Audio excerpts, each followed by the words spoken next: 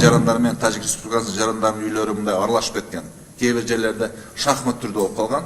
Ошону алмашуу жолу менен мындай иретке келдирип, Кыргыз Республикасы Кыргыз Республикага, Тажик Республикасы Тажик Республикага деген маселени коюп келатабыз.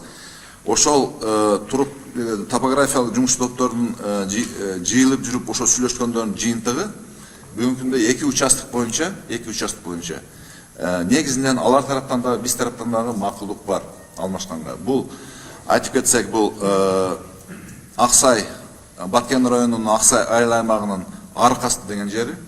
Экинчиси Самаркандек айыл аймагынын Самаркандек деген участкасы бүгүнкү күндө алмашууга сүйлөшүлгөн. Ушул бардык жумуштарды мана 14 январда биздин президентибиз Тажик Республикасынын президенти менен байланышып, ошол 14 январда вице-премьердин деңгээлинде жолугушуу болду. Биз ошол жолугушууда негизинен ушул эки жетишкендикти биз протоколго түшүрдүк. Биринчи маселе менен ошол бүт карталар менен түп келишкен 114 чакырымды укуктук жагынан тактап, кайсы укуктун негизинде жазылат деген маселени койдук. Экинчиси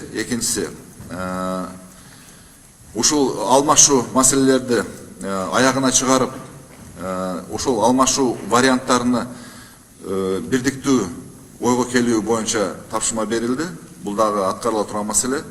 Калган үчүнчү маселе боюнча бизде өзүңүздөргө маалым болгондой былтыркы жылы март окуясынан бери биз биргеликте патрулирование кылган жерлерибиз бар. Ошол патрулированияны биргеликте болгон патрулированияны мындан ары дагы күчөтүп, көзөмөлгө алуу маселесин коюп атабыз. Ошол эле пунктта өзүңүздөр баарыңыздарга маалым болгондой бизде Баткен районунда Жакөрүк деген жер бар. Бул жерде эки жол кесилишет. Бул Исфарадан Хожалууга кеткен жол и Баткенден Исфанага кеткен жол кесилишет.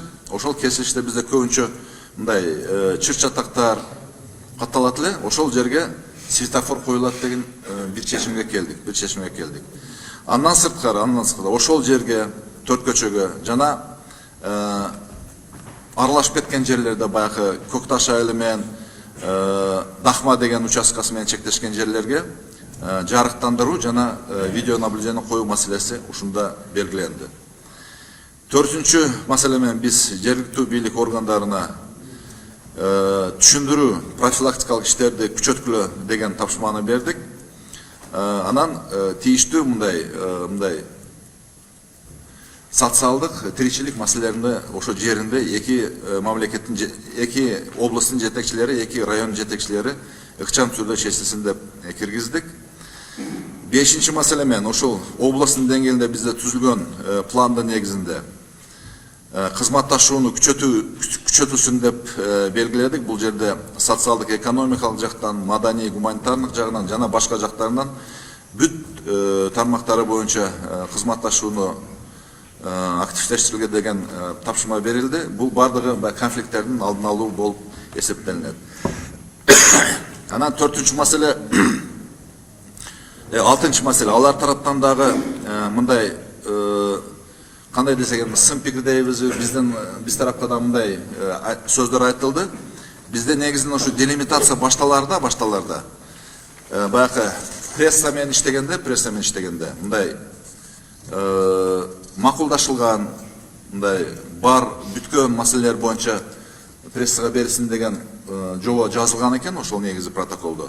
Биз ал протоколду кайрадан көтөрүп туруп, алар менен талкуулап, бирдиктүү ойго келдик. Чындыгында мындай бүт элек нерсени, мындай сүйлөшүп аткан нерсени прессага айта бербей, бүткөн, макулдашылган, такталган, бүткөн маселени айтсак ошо туура болот деген жыйынтыкка келдик. Буну 6-чы пункт менен киргиздик. Ушуну менен бул протокол кол коюлуп, азыр буюрса ошол сүйлөшүүдө биз 21-inde деп сүйлөшкөнбүз. Алардын делегациясы келди деп. Алардын делегациясы мына келет.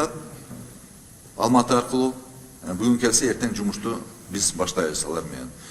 Мен ойлойм, биринчи эки пункт боюнча жумуштар жакшы темпте кетип атат, Биз кече Баткенге барганда ошол жергиликтүү депутаттар менен, жергиликтүү ошол айыл өкмөт, айыл башчы, аким, орун басарлар менен бир топ консультацияларды, встречаларды өткөрдүк.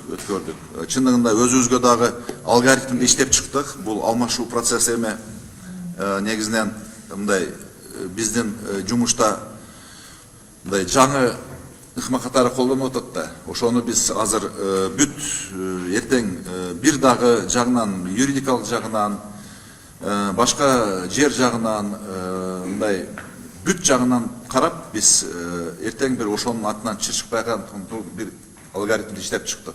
Эми буюрса азыр биз булар менен бир пикирге келебиз деген ойдомун, алмашуу боюнча. Ошонун жыйынтыгы менен биз барып уже жеринде тийиштүү документтерди жыйып, тийиштүү макулдук каттарды, башкаларды жыйып туруп, алмашуу процессини биз ылдамдатабыз. Негизинен акыркы протокол боюнча маалыматыбыз ушул, урматтуу депутаттар.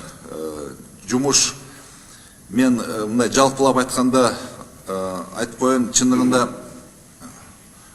аны кийин айтам. Негизинен маалымат бүттү. Рахмат.